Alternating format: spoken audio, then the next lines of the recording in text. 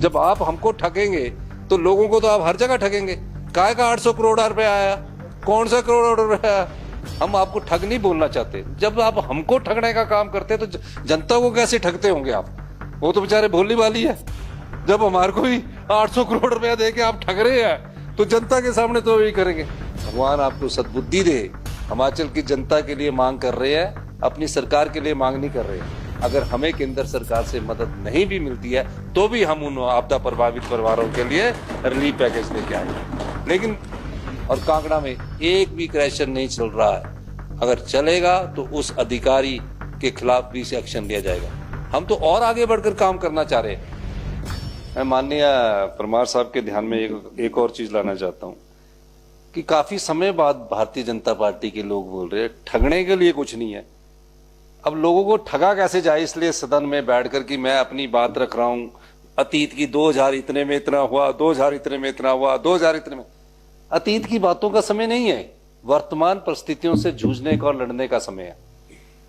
मैं अंदर बैठा हुआ था, मैं देख रहा था कि मैं खाना खाने नहीं गया, मैं देश के राष्ट्रपति के बुलावे पर G20 के रात्रि भोज में गया।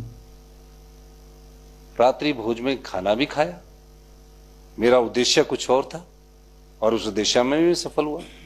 मैंने देश के प्रधानमंत्री से बात की और कहा कि आप कृपा करके स्पेशल रिलीफ पैकेज दीजिए और राष्ट्रीय आपदा घोषित कीजिए।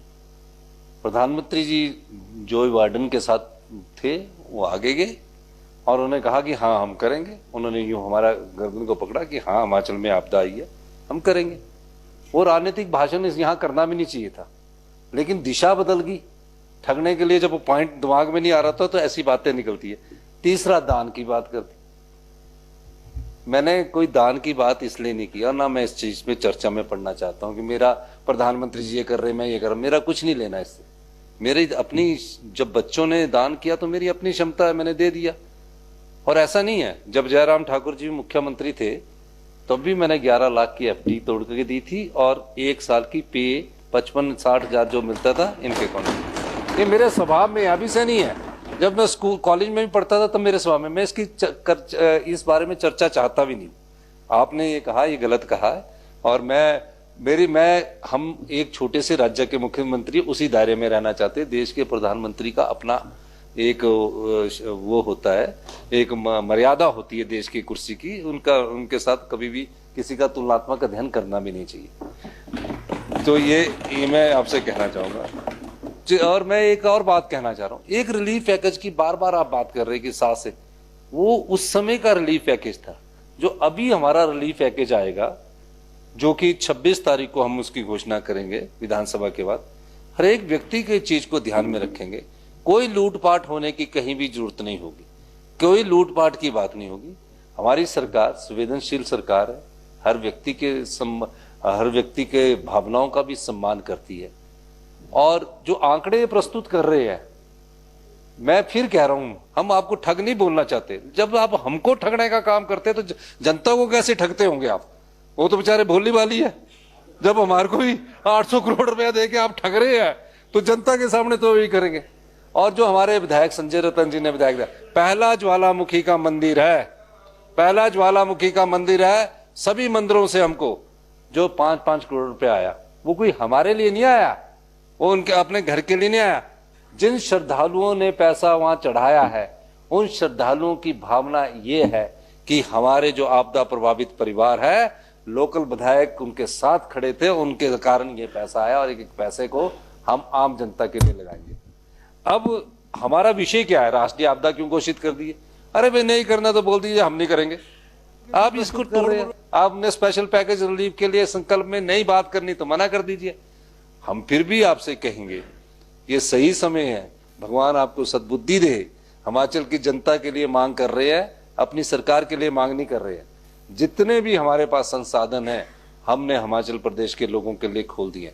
और ये नहीं देखा है कि ये इसका विधानसभा क्षेत्र है, ये उसका विधानसभा क्षेत्र है, ये इसको इतना पैसा मिलेगा। हम सबको बराबर देंगे। और 15 जुलाई के बाद से आज तक की डेट में जितना भी नुकसान आएगा उसके लिए हिमाचल प्रदेश की सरकार, हिमाचल प्रदेश मंत्रिमंडल के सभी सदस्य, विधायकों से हमारी सबसे चर्चा होगी।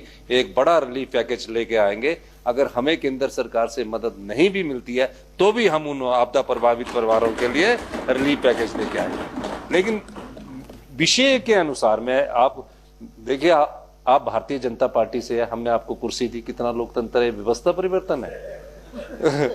और विपिन परमार जी को कि 19 रुपए सीमेंट हो जाएगा, हमने कोई ऐसा कार्य नहीं किया जिसमें 19 रुपए बढ़ाने की बात हो।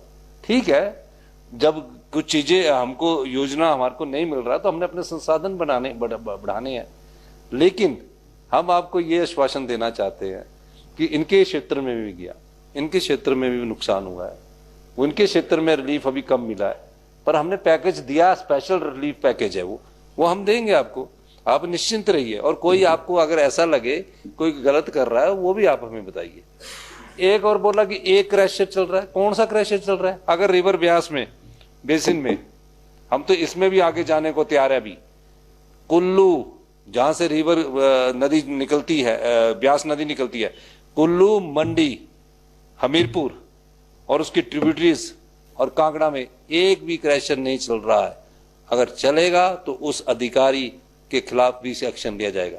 हम तो और आगे बढ़कर काम करना चाह रहे हैं, उसमें अड़चन ना आ जाए कि सबके लीज को हमको रिन्यू करना पड़ेगा, सबके लीज को कैंसिल भी करना पड़ेगा। हो सकता है हम इस बारे में फैसला कर दें, पर ऐसे बोलना, फैक्ट्स पर बोलना, और आप जैसे जो अध्यक्ष महोदय रहे हैं, पर आज इसलिए आप भी तैयारी करके नहीं आए होंगे क्योंकि आपने सोचा कि हमने वॉकआउट करना है, सरकार ने प्रस्ताव नहीं लाना।